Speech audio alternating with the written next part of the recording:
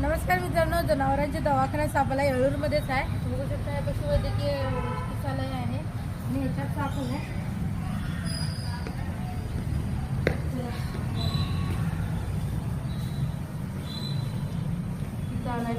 Sir तुम्हाला दिसलं साप? हो मला दिसलं. ठीक आहे.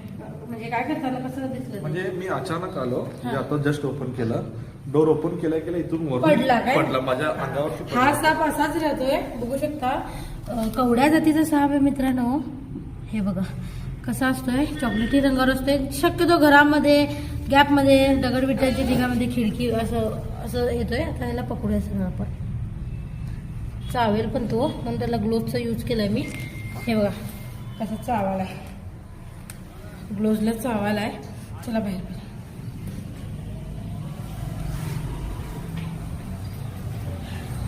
कवड्या बिनविषारी जातीचा साप आहे मित्रांनो. पाली वगैरे खाण्यासाठी आपल्या घराच्या आजूबाजूला किंवा घरामध्ये येतोय आणि कचरा अडकलाय तो.